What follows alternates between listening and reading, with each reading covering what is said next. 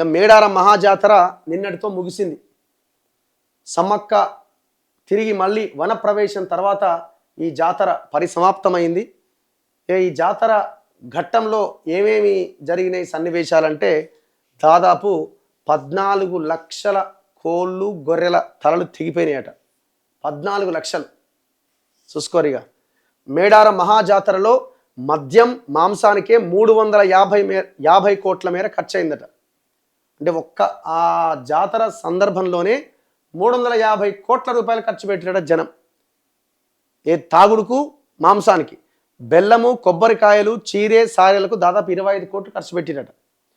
తల్లుల వనప్రవేశం ముగిసిన మేడారం జాతర. ఇగో తిరిగి సమ్మక్కను వనప్రవేశానికి తీసుకెళ్తున్న పూజారులు అద్భుతమైన దృశ్యాన్ని మనం చూడవచ్చు. సారలమ్మను తీసుకెళ్తున్న పూజారులు, భద్రతను పర్యవేక్షిస్తున్న ఏసీపీ వసుంధర యాదవ్, ఆమె సోషల్ మీడియాలో వైరల్ అవుతున్నది. ఆమె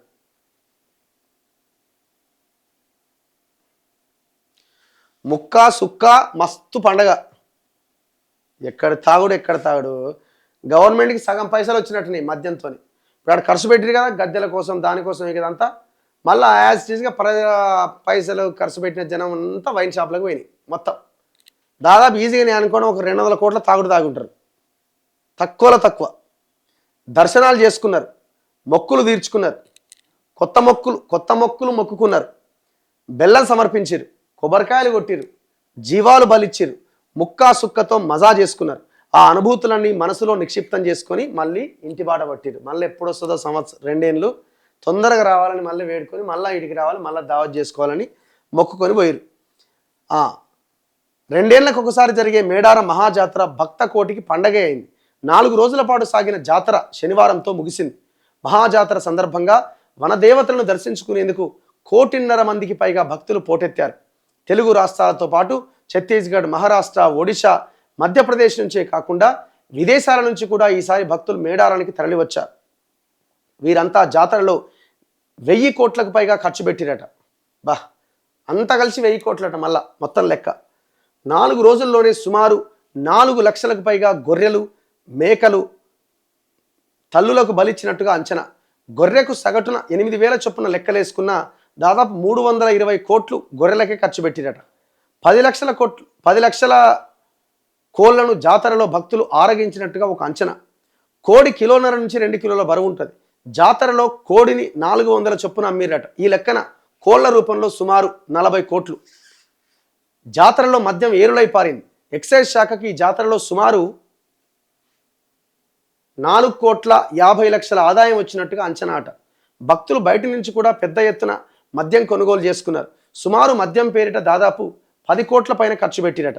మొత్తంగా మాంసం మద్యం పేరుతో సుమారు 400 కోట్లు ఖర్చు అయిందట.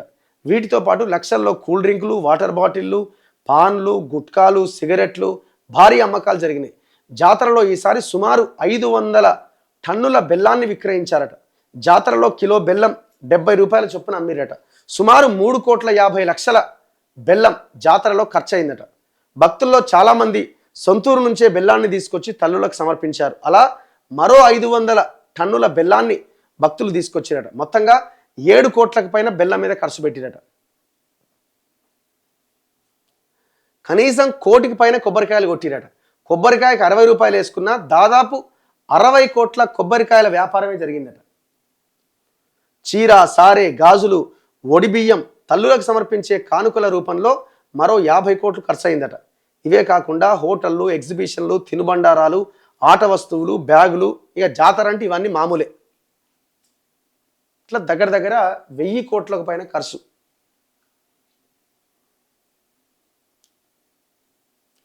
కానీ ఏర్పాట్ల విషయంలో కూడా చాలామంది ఇది అట్టర్ ఫెయిల్ అయ్యారు.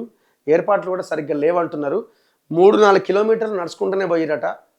అక్కడ కూడా ఆ గద్దెల నిర్మాణం మినహాయించి పెద్దగా ప్రతి సంవత్సరం లాగా ఈ సంవత్సరం కూడా భక్తులు చాలా కష్టపడాల్సి వచ్చింది. ఇక ట్రాఫిక్లో నరక యాతనట. 12 గంటలు రోడ్ల మీదనే ఉన్నారట భక్తులు. 15 కిలోమీటర్ల మేర ట్రాఫిక్ జామ్ అట.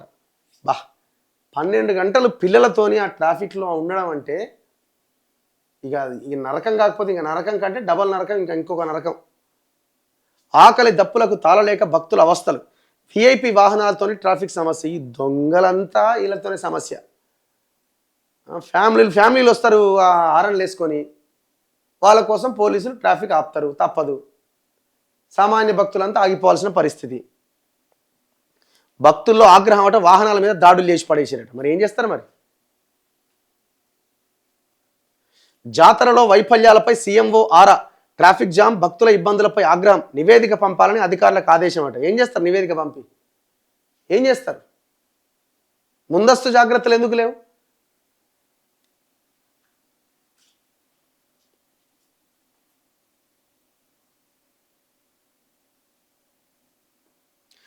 మహాజాతర నిర్వహణ పట్ల పలువురు పూజారులు కూడా అసంతృప్తి వ్యక్తం చేసిరట. జాతరలో పూజారుల ప్రాధాన్యం తగ్గించేలా పోలీసులు వ్యవహరించారట.